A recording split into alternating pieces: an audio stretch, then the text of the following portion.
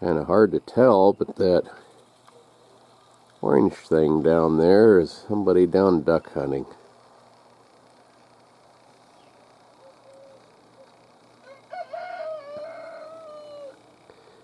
I used to kind of like duck hunting. We used to do it a lot when I was a kid. My Uncle Fred belonged to a duck club, and what it was a farmer had planted grain of some sort, corn, I think. I don't remember what it was.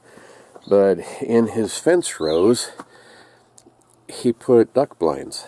And so then after they harvested the corn, or whatever crop it was,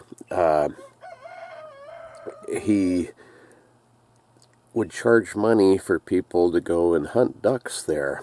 And the hunting was great. And, you know, the duck blinds were already there and everything. All you had to do is go and sit in them and go hunting. And it was a lot of fun, lots of shooting.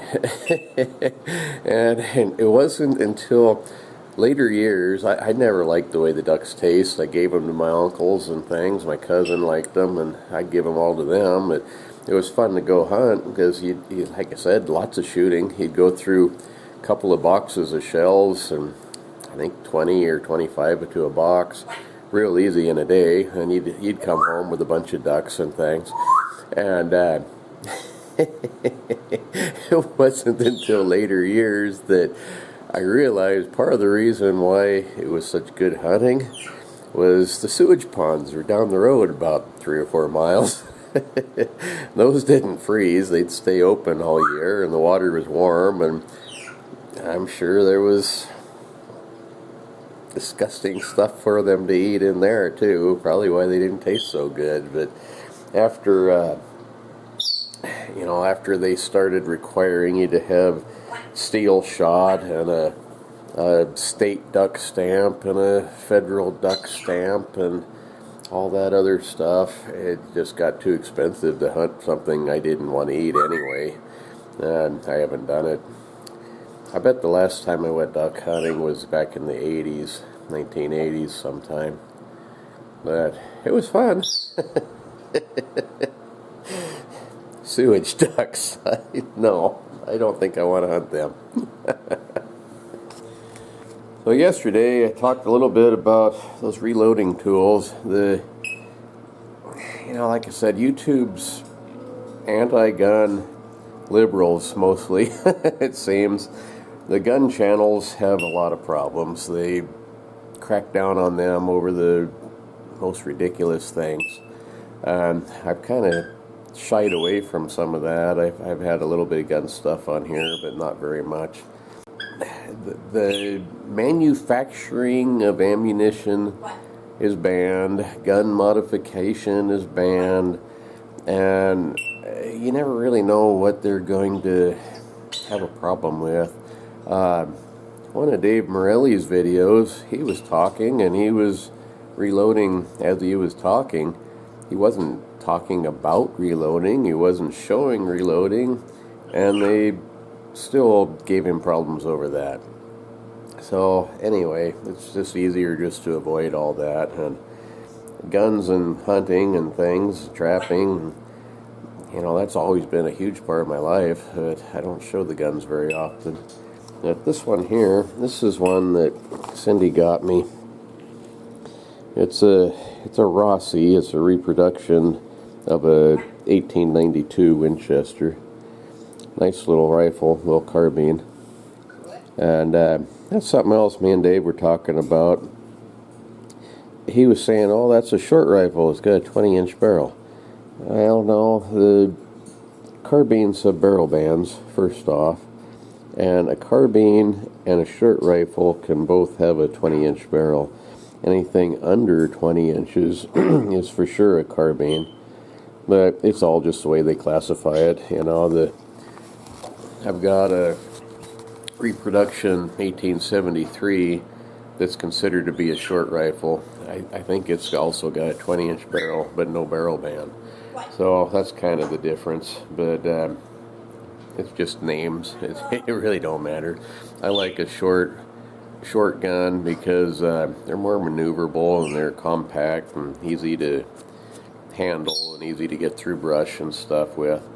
But just personal preference. And anyway, this is that gun.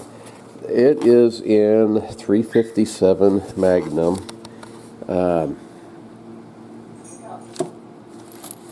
I've been over the last few days with New Year's and stuff. I've been reloading these, and it's a pretty good little cartridge. I can't, like I said, I can't give you any loads. I can't show you how I'm doing it, but there's a few normal things that you need, like a scale, and you got to have your dies and stuff. But this thing here, I only use this on my pistol-sized bullets. On rifle bullets, which, you know, this one's kind of both, but I don't use this on the rifle bullets.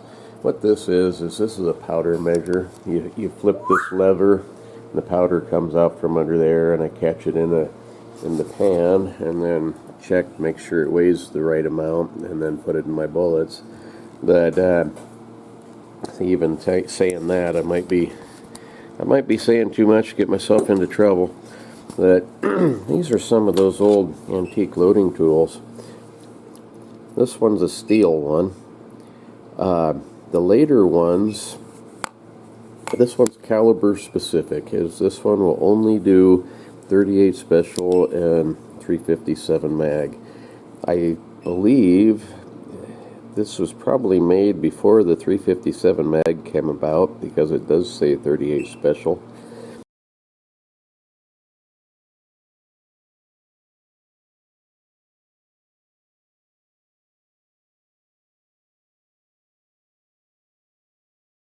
But what the difference is this hole here is not adjustable.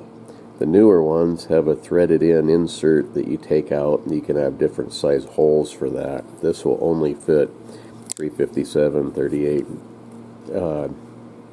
special. But this is one of the dies on it, and you get these little dies. Compared to the more modern reloading dies, this thing's small. I should get one to compare it to. This tube is probably 5/8 inch or so. It might be just a little bigger than that.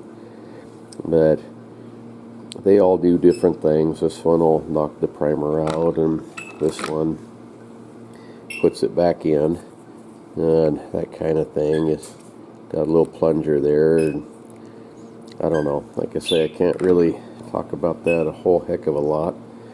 But I got a pretty good collection of these. You used to be able, these handles, you could pick them up at gun shows and things for 35 bucks or so, and now they're $100 or more if you can find them at all. If you look on eBay, there's usually some on there. Not like I say, the prices have gone way up on all this stuff. Whiskey sacks like this black velvet one, or Crown Royal bags, they're great for bullets and things, storing stuff in. This is another, get it out of there, this is another neat little press. Your dies, let's see, your dies go in here, and then you pull these handles down to make it work. You don't see ones like this anymore, or not very often. They still make this one. I got a couple of these. This one's kind of the new and improved version. Not sure where the other one is. It's probably outside still. But then you have a standard desk-mounted, bench-mounted press. I have one of those too, but until now, I've never really had a good place to reload bullets. What I like about these tools is they're handheld. I don't have to have a reloading bench or anything, and I'm sitting on the couch. I can watch TV and do this in the living room in front of the fire in the winter time and visit with Cindy and stuff. I don't have to be stuck away in some other room with my reloading bench and things. And like I said, I never had room for like reloading bench until now anyway. A bench mounted press like this one is what most people use anymore. They make them way fancier. They have what they call a progressive press, where every time you pull a lever, a loaded bullet falls out, and you can spend a lot of money on reloading equipment and reloading presses. That kind costs quite a bit. They are really nice if you're going to do a lot of them. I worked for a bullet building place in town, reloading place, that was selling ammo for a while, and that's what they use. And buffalo bore ammunition, if you're a hunter, you probably have heard of them. They're made right here in Salmon. They're outside of town.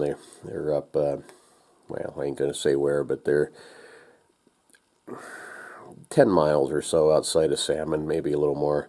That's what they use too, is a Dillon progressive press, they call it. They got a bunch of guys in there pulling cranks. It's not a machine that does it, it's people that do it. But this style press, like I said, I have to have this mounted to a bench. And the way that works, your dies are bigger, you put them up in here, put your bullet down there, and you pull a handle every time, and yet there's several steps you got to do and whatnot. But this one, because this is my leather tooling bench, I put this on a socket. I can take that off. I don't have to have it in here, and it makes it pretty handy for me, because I've never, like I said, had a dedicated room where I could have as a reloading room and do this kind of stuff. And these tong tools, the first one I showed, they work so much better for me because I can do them anywhere.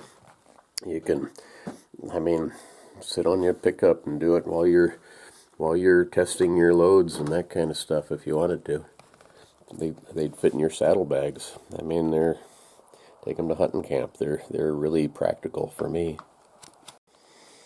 Here's a few more of these. For that bench press, this is an adapter. This will screw into the bench press, and then these small hand tool dies, they screw into that. So you can still use these dies in the bigger press. But these, like I said, are all caliber specific. I got one that isn't. This one is for 4590, but it'll also do 4570, and that's what I use this one the most for. This one here, let's see, that one's for a 30-06. The early reloading tools, like this one's for a 32, I believe. 32 Smith & Wesson. Cindy's got a little revolver that shoots that. The dies that screw into here are one piece. They don't come out at all. That's one solid chunk. And on the end of this one, hard to do this one-handed, on the end of this one, it's got a bullet mold. So everything you need to reload is right here. That's it for that cartridge. It is missing. It's supposed to have a pin that goes into here, and the pin looks like that. And what that does, it pops the primer out. If you're not a not a reloader, I probably lost you completely now. But you have to have that pin that slides in here, and then you slide your empty cartridge in there and knock the primers out. To put them back in with this one, this hole here, right there, you drop the cartridge, the empty brass, back in there, put a primer on top, and squeeze it, and that little pin right there puts it back in for you. So, like I said, this one is a complete reloading setup. Everything you need for a 32 Smith & Wesson, all in one compact little package. With black powder, you don't really need to have a scale or any of that stuff. You measure that by volume and not by the weight anyway. This is kind of cool. This is a Trapdoor Springfield tool from 1879, I think that says. 70, yeah, it might be an 1878 or 1879. Got a screwdriver, a cleaning pin, and a small wrench. This is, and another screwdriver here. This would have been for the Trapdoor Springfields before they were a Trapdoor Springfield. It's just a Springfield that is non-cartridge. It would have been a muzzleloader type one like they had in the Civil War. Here's this one here. This is another one, same type of setup. This one's for my 3040 Krag. And all the dies and things you need are up here. So it's kind of fun. Like I say, I've always had a lot of interest in these older reloading tools and things. They're just fun to play with. And for me, they're very practical. This one, that's another one of those hand presses that, like I showed on with that black one. This is a little more modern type of deal. They don't make this one anymore. That other one is kind of a copy of this one. Let's see what else we have in here. This bag here, I made that for these tools.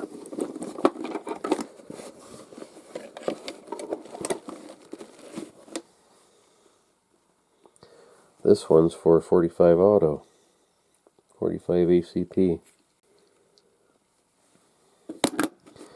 And this one, these are the kind you want to look for if you can find them. They make a pot metal one. They're made out of aluminum, but these ones are steel. This is the newer version. The screw on the bottom, it adjusts the extractor right here. And it has the removable inserts where these others don't. This one, you can use this on all of them, if long as you have the right insert to go in the base. But the other ones, they're like this one. This one would be for 45 ACP only, unless it's got the same base size as something else. 45 Colt, I think, would work. 4440, 3840, all of those. And with my black powder, that's all I use with the 4570s black powder. So this is a powder measure. I don't have to have that scale. I measure out the amount of powder I need and dump it into the cartridge case and reload them like that. This little buckskin bag. That was my best ever attempt at tanning. I have not had very good luck tanning hides, and that was a deer I shot a long time back. Yeah, that ain't gonna fit back in there easy. What's this one? Here's another one here. Maybe I showed that one. I guess I did. That's the 3030. This one too. It's got a neat deal.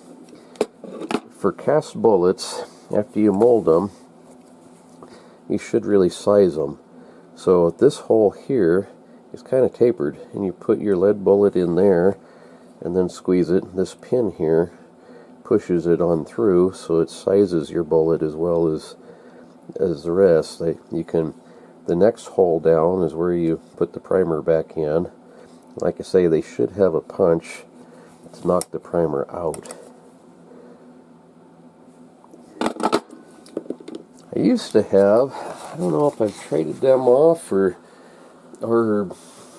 just can't find them, but I used to have some really old reloading tools that were even more unusual than these. I don't think I have those kind anymore. I'm not sure what's become of them. Here's one of those pot metal ones. See, this one's aluminum, or some sort of a pot metal. and it's a whole lot lighter than these steel ones. But these, I don't like these. I've broken several of them over the years. If you get a bullet that's stuck in there, you got to pull real hard with both hands, one on each one of these levers, and pull them apart. I've had them snap off. The steel ones cost a lot more money, but they're worth it in my opinion. You'll never break this one. You know, the steel ones compared to the pot metal. This one here is kind of a neat tool too. This one is a decapper and capper, they call it, for priming a shell. To decap it, you put the empty case over here, and that little pin there is what you press out the primer with. You have to hook the rim underneath this notch, and then you squeeze it, and it just comes up, pushes that out. To put it back in, you have to have a die that fits in here. You drop a primer in there and squeeze it, and that pushes it on up to redo it again. The ends of this, it has a clean out tool for the primer pockets, 2 different sizes. Pretty slick setup. Like I say, I love these old antique reloading tools. It's just fun for me to play with these, and I like doing things the old way. You know, they've come a long ways over the years. One of those Dillon progressive presses is by far faster and easier than this. They can reload 100 bullets to what it takes me to do 20, you know, and probably more than 100 bullets. But I like the old time things, old time ways of doing stuff. All of these in here are different bullet molds.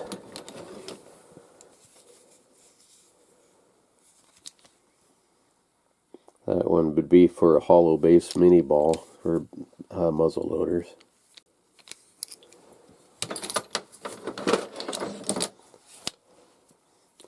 This one, you can make 2 bullets at a time.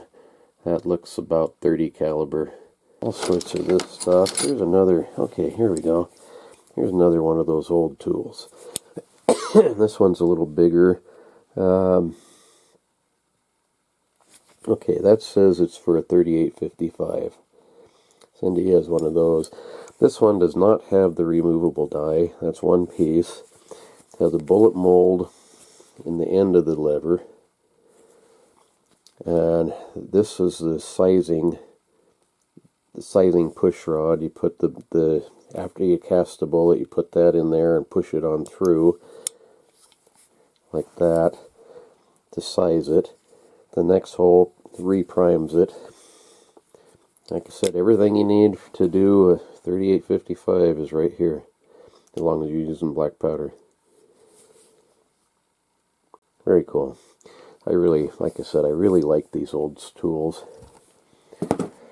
Here's another kind of neat thing. It says, for year-round crow shooting, carry light, life-size, like life decoys. After having a pet crow, I would never shoot another one. But it's pretty neat. These are, I don't know how old these are. You got two crow decoys, and you got an owl. The crows, well, all of them, they're some sort of a kind of like paper mache material. I'm not really sure what they are. They're cardboard anyway.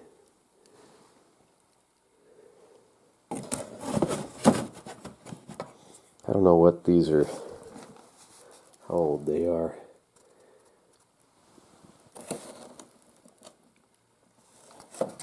'50s maybe, '60s. Herders would have sold these. Here's another one. This is what they were called, the Lyman Ideal 310 tool, complete with dies for reloading metallic cartridges. Okay.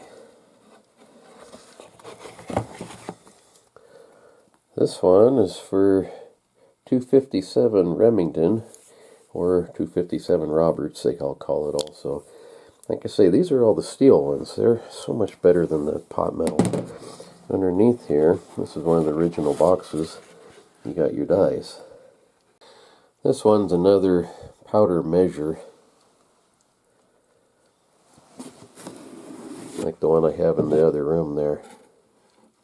Anyhow, I better quit before I'm getting myself into too much trouble.